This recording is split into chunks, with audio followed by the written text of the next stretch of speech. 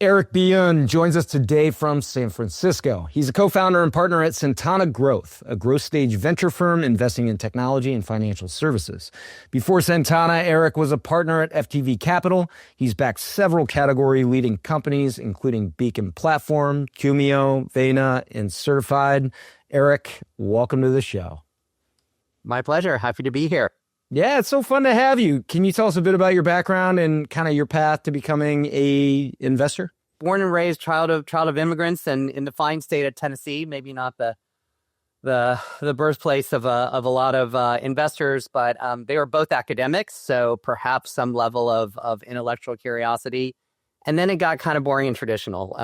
McKinsey, Harvard, Stanford. But then I came out of business school right as the first internet bubble was going on, and I got lucky enough to go work at a Netscape, and so I had a career in product for a little while, and then got lucky enough to transition over to the investor side, and now have been doing that for almost 25 years on a very consistent investment mandate and strategy across two different firms.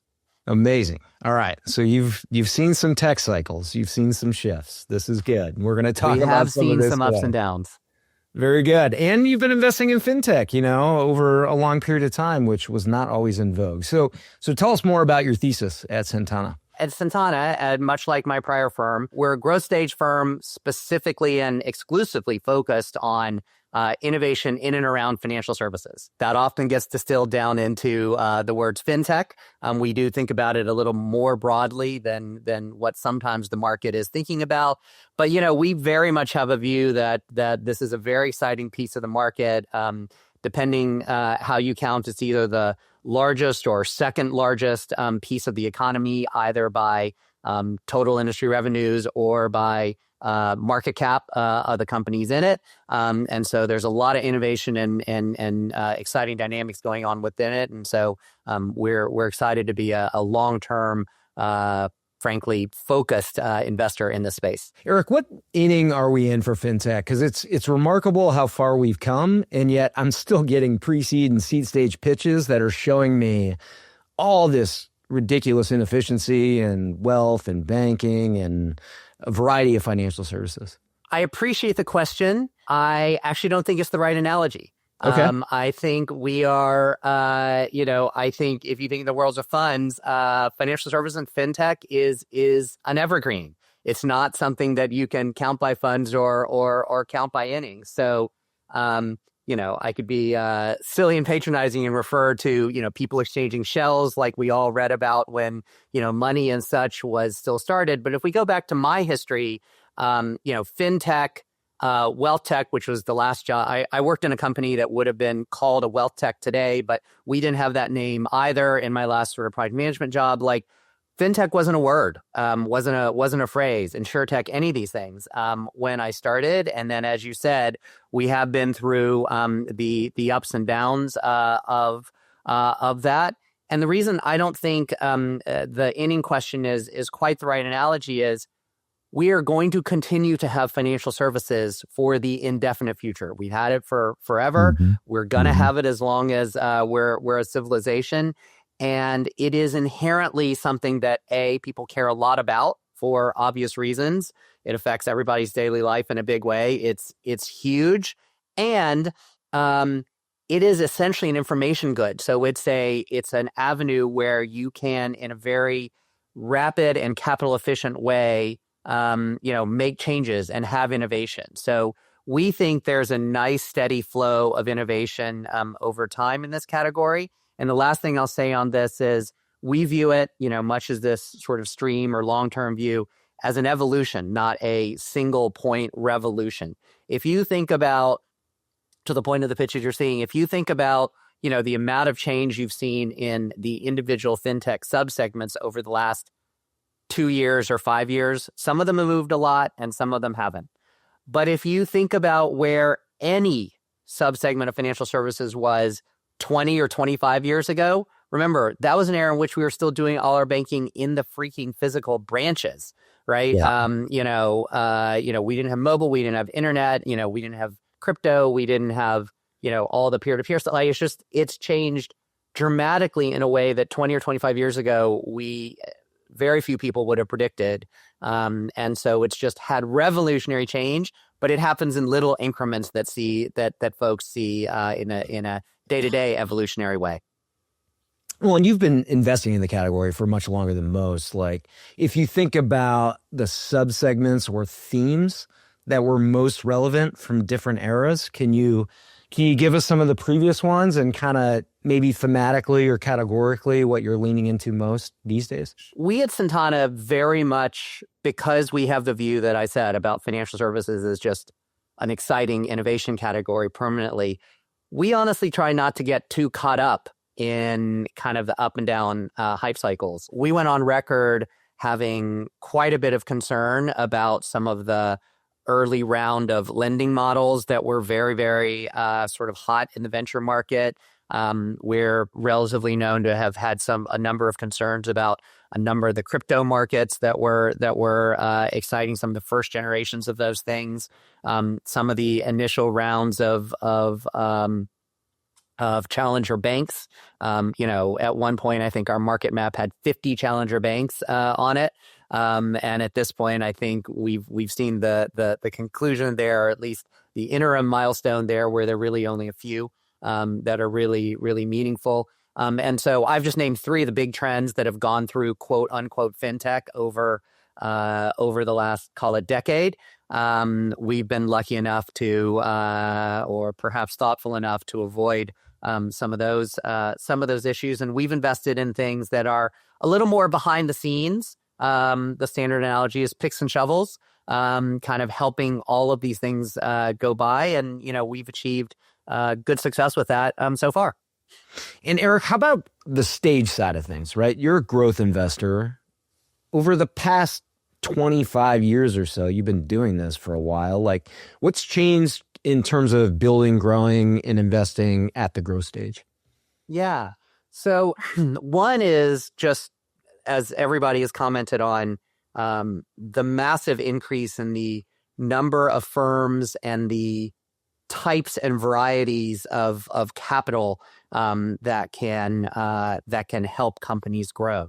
And so for us as practitioner, investment firm, we have to keep our fingers on a number of many more different kind of ways that companies can grow. If you think back to before fintech was a phrase, you had two varieties. You had very traditional kind of venture capital. That was probably the minority of businesses kind of in this space.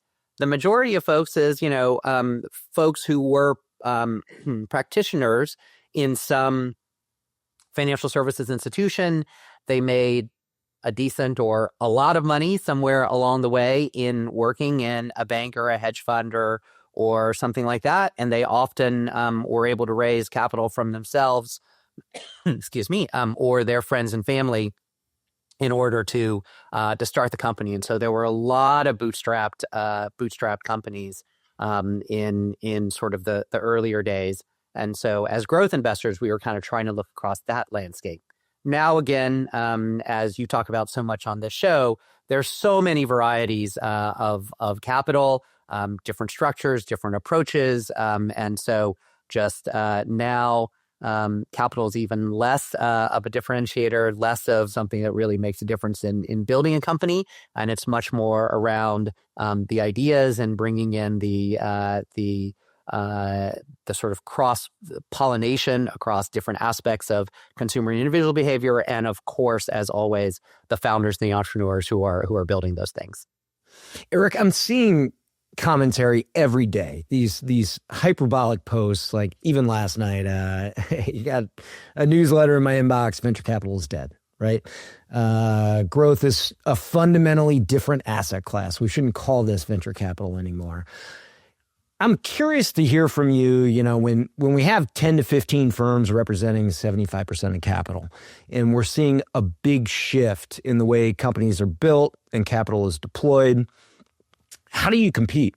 The positive side of this proliferation of capital and approaches to capital is it allows for different perspective. I know this is something that you appreciate. Not every successful company starts in the exact same way, right? I mean, sure, there's this kind of prototypical example of, a team coming out of Stanford and they go into a garage and, off they go build. But lo and behold, when you do the reverse analysis of companies that are going public or getting acquired for, certain sizes or what have you, or even are independently successful, you look back and you see this huge variety of ways in which companies got started and the backgrounds of the founders and the entrepreneurs and the teams. And that diversity leans into a sort of different set of perspectives and different ways that or perspectives that firms have.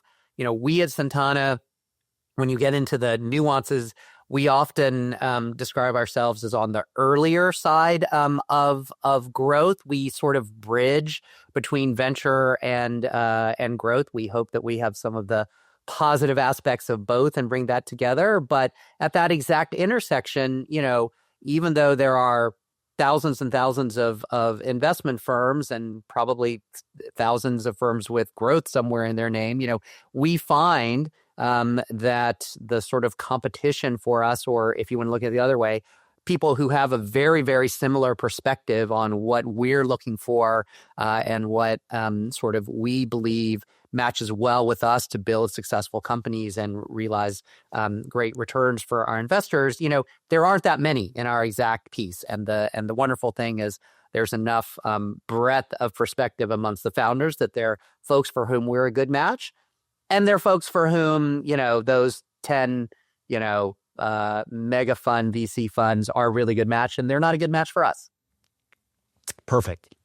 And Eric, traditional VC doctrine is that one must back companies pursuing monopolistic outcomes. Whether it's Peter Thiel's competitions for losers or the obsession with winner-take-all markets. What I'm curious about is, when you're actually sitting across from founders, how do you think about the tension between backing companies that are trying to capture monopolistic economics versus the reality that many successful outcomes, if not most successful outcomes, are actually in competitive markets where there's more than one winner? Has the industry over-indexed on this monopoly framework? So the two parts of your question, the last question you asked, we absolutely think yes, right? As you said, demonstrably, there are a number of categories where there are multiple winners. Sure, there may be great differences in the value of winner one versus winner two, but there can be a winner two and a winner three. And we absolutely agree with the implied comment there in the question that, the industry has over-indexed on the sort of conventional wisdom around there's a single winner. Now, academically, I talked about that in my background, sure. It's great to look for, the positive words we'd say are barriers to entry or, unfair advantages or, what have you. And that's pretty close to natural monopolies. And so, yes, I think all of us look for that in a legal and ethical way. But we're all looking for that situation where the company, the founder, something about them has some of those characteristics. But I think in practice, there are many, many, many markets where there are a good handful of winners and investors who are well aligned with their entrepreneurs and management teams that they're working with, where that alignment is strong, can have success for everybody in places 1, 2, 3, and possibly further down. You mentioned a couple criteria, characteristics, factors you select for. Let's talk a bit more about selection and due diligence. What do you think you and Centana does differently than other firms? Yeah. So it starts with our focus and history.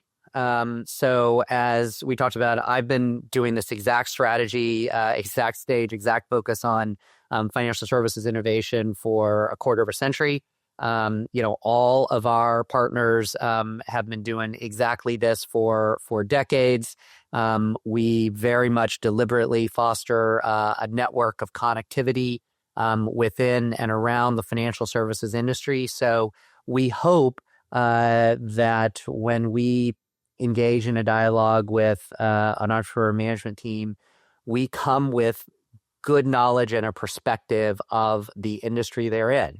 Look, we'll never match the depth of thought that an entrepreneur who's, spending their entire professional life and perhaps more than that, focused on their particular company and startup. But we certainly hope that they're spending a lot less time educating us as an investor, and that we can help them see the next thing, the issues, the concerns, the things that might come up as they grow their company within these particular spaces. We think this is highly referenceable across the companies that we've been working with, again, over 25 years. And so we do think that leads to some difference as we talk to and work with our entrepreneurs. I think also what I just said about not overly focusing on the single winner of a space. Frankly, there are some entrepreneurs who don't like that, but there are a lot that do, because the implication of that is we're kind of with you for the whole journey. And, if it turns out you're not going to be number one, or you're not on the path to actually leading your market, we're right there helping you find how we can make a successful company, even when someone has kind of some other company has run away with that leading spot. And we're not a firm that's gonna walk away because of that. So I think that resonates with a lot of founders as well. Eric, I've read that Centana views diligence as a value creation tool, not just a risk mitigation tool. Do you have like an example or maybe a diligence insight that you've seen directly change a company's course? Yeah, for sure. So there was one company where we were in detailed diligence, like literally in that phase where you've got, an Excel spreadsheet or Google Sheets with 20 tabs kind of sitting in it, and you're kind of pouring through very, very detailed level data. And we discovered that together with them, we were walking through this in a diligence session with the management team, and a combination of their expertise, the numbers in front of us, and the questions we were asking led to an insight that the way that they were running a matching algorithm that was at the core of their offering actually wasn't optimal. And so, we very much appreciated that team. We are excited to have closed that investment. We're working with them. But, by the time we got to our next meeting, they were like, hey, we've started implementing some of those changes based on the learnings that we had in that last meeting. So up until that point, I got to admit, the meeting felt like a grind. We were like buried in, row, CF 212 or, cell, whatever. And yet we found those sorts of insights. More broadly, we find them in terms of, how the business is thinking about sometimes key elements around how they're thinking about retention, or how they're thinking about someone on the team. So every single one of our diligence processes ends with a session we do with management right before closing, where we share our observations out of diligence. And we have two objectives. One, we want to make sure that, we all collectively get the learning from that effort. And secondly, we want to make sure that we're aligned with management about what the focuses are going to be, what the next step in the company's evolution is going to be, because certainly, most of the bad stories that you hear about, investor versus management conflict comes when you just simply don't have that alignment. Do you ever use that as a tool to win a deal?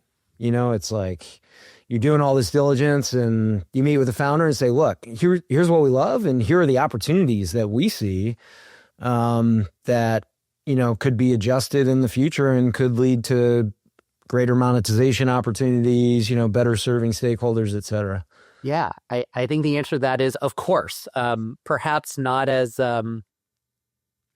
directly as you stated it, but I think all of us as investors, when we meet with managers and entrepreneurs, want to be able to have a good dialogue, right? And in our experience, in my experience, there's nothing that leads to a better dialogue than us being educated on the company, on the market, and having a point of view, and being able to dialogue about that. And that only comes from having done the work, having done the diligence, not just to identify the thesis and mitigate risk, but to be able to have that dialogue. And so we have a number of founders and managers that we work with who, after we invested, sometimes later, at a dinner or over drinks or something, say, yeah, no, I really appreciated in that first or second meeting that you guys had a point of view, or that you understood this, or what have you. So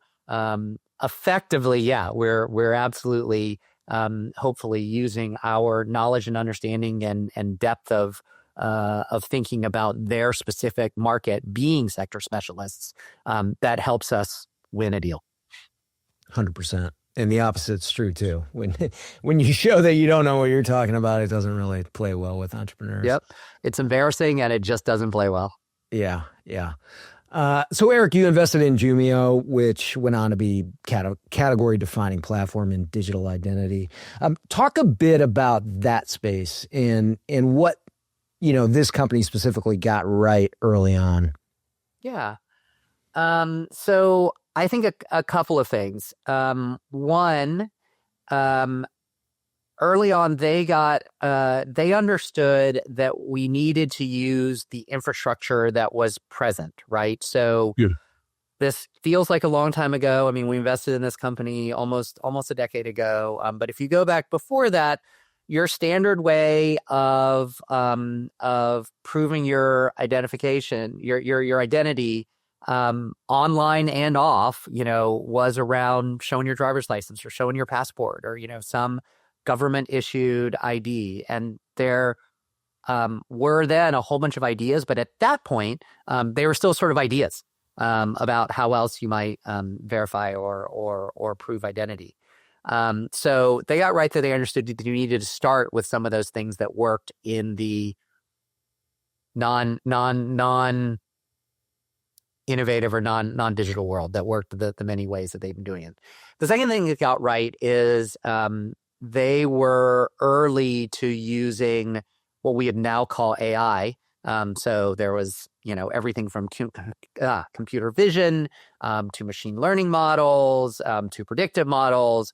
They set up essentially an AI lab, very soon after we invested, to push the thinking on all of these elements. And so another thing they got right was the degree to which, without specifically predicting LLMs, the degree to which AI techniques could improve and combat that. And in fact, the degree to which that would be needed to combat those things, given the pace of change on the side of the fraudsters. What's your take on this argument? Ben Horowitz has been talking about sort of the renaissance for fat startups, as they called it, like bundling, vertically integrated. On the other side, it's kind of the unbundling and find a wedge and, drive real value in kind of one element of the stack. Obviously, there's not one size fits all, but as you think about, these options, how do you frame that and size that up in a specific market opportunity? When does it make sense to do a fully integrated, vertically integrated solution versus, more of picking, a specific application, within the stack? Yeah. So I was lucky enough to have worked with Ben at Netscape way back when. And so I have a ton of respect for him, both what he's built, but also these sorts of insights. I think our view on that question is we'd argue that's never gone away. So one of the other, I sort of didn't touch on, one of the other things about financial services is it's this incredibly complex industry structure that honestly no one would ever draw up on a clean slate basis. It's come about because of many years of regulation and history and consumer behavior and all this sort of thing. And so you end up with these very bizarre value chains kind of across financial services. And so I think based in a deep understanding of what those industry structure elements are, what the incentives are of each party along the line of the value chain, there are a good number of situations where a bundle makes sense. There are also situations where a bundle doesn't make sense, either because of the underlying economics of a particular slice or the incentives in a particular slice. I guess those are kind of the same thing, or it does make sense. So I think it is sector by sector or even value chain by value chain when that makes sense. And I 100% believe that there are opportunities on both sides of that question. Interesting.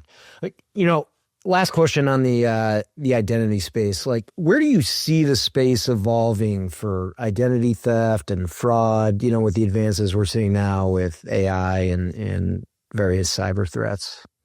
Yeah.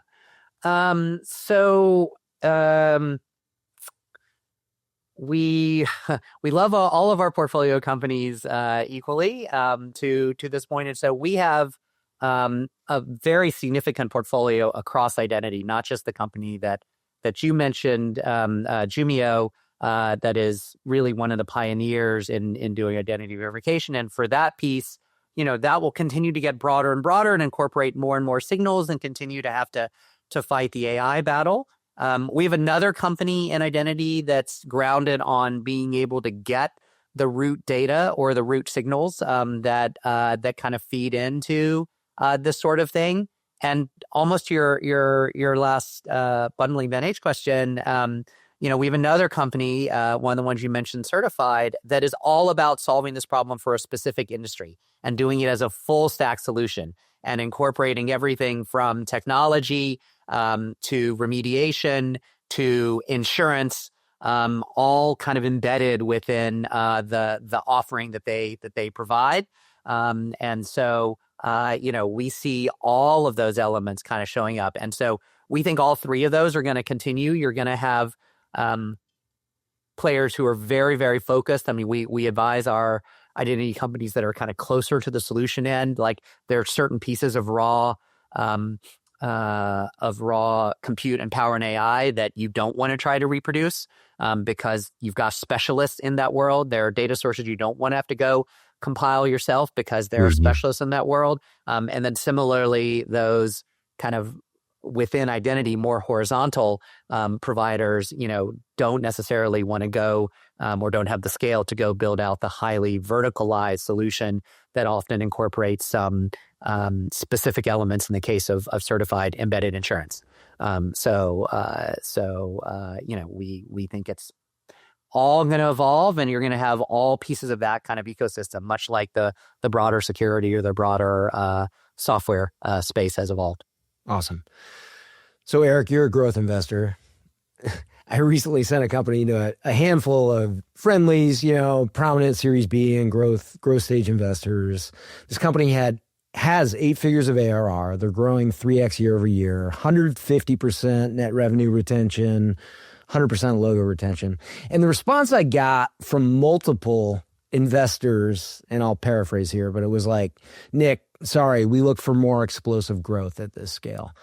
And I was like shocked, by that response. I mean, you don't like the category or what have you, but, is this new expectation of AI companies with 1,000% year over year growth rates, is that the new reality? Or do you think the market will return to kind of valuing the T2, D3 growth profile? So first off, I hope after this, you'll count us as a friendly and send those to us as well on that list. It is have Fintech. To start there. If it's at all related to financial services. But Ned, yes, I absolutely think that those profiles can and will still succeed. And when we see that in the end markets, the industry will perhaps conventional wisdom will revert a little bit to that. It speaks back to my early point of there are many perspectives on investing, and as we know, there are many ways to build a successful company. And so, sure, today's flavor du jour is 1,000% a year growth. AI on the cover, and there's some very well knowns chasing after that. And I'm sure some of that's going to go great. But I think there are a lot of companies still being built on that more traditional high growth model that are also going to turn into successful companies. And everyone from founders to investors will assuming they're properly aligned, will have been happy to have been involved with them. Eric, so, you spent time with Ben and Mark at Netscape. Is there a story or is there a lesson you've taken from that experience and that relationship with the two of them that has left a material impact on you that you can share? I don't want to overstate it, but we did all work together. And what I appreciate is, they're both, and actually so many folks are from that Netscape period are amazing individuals that I'm lucky enough to have worked with and in many cases continue to know. Everyone respected and learned from our CEO, Jim Barksdale, who was a great man, but didn't have a history growing up in software. He obviously had a number of strengths, but there was just a lot of respect for him, and everyone learned from him. And I think the lesson of no matter how either smart or accomplished you are, which certainly applies to the folks you mentioned as well as others, there's always stuff to learn, and that level of humility and ability to learn was inspiring to see. Eric, if we could feature anyone here on the show, who do you think we should interview, and what topic would you like to hear them speak about? I don't know if you've done this, but I would pick. I think it'd be really interesting to interview someone who has fully retired from the venture capital business. We've been through a couple of generational changes. Both you and I know a bunch of folks who had illustrious multi-decade careers in venture and have fully, stepped back and away. And I think it would be great to just hear their insights on how the industry has evolved and what's good and bad about how all of us are approaching it today. That is a great idea. And then do you have any habits or behaviors that are a secret weapon? I don't know that there are any secret weapons on this. I do think that it is, we're all busy. And one of the things about being an investor is, we have a flood of stuff coming at us, and managing that is important. I try really hard to be responsive to folks, even if that response is I can't engage on that, or I can't, whatever. I'm not perfect for sure, but I think our industry has too much of a reputation for folks getting ghosted by individuals in our industry, and I just think that's really bad. So I try not to do that. Okay. And then finally here, what's the best way for listeners to connect with you and follow along with Centana Growth? Put a website, LinkedIn presence. We don't make ourselves scarce or hard to find.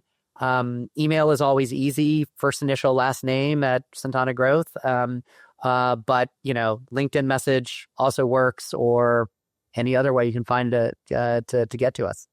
Perfect. He is Eric Byunn. The firm is Centana Growth. Eric, thanks so much for the insights today. I really enjoyed it. Thank you so much, and thanks for doing this.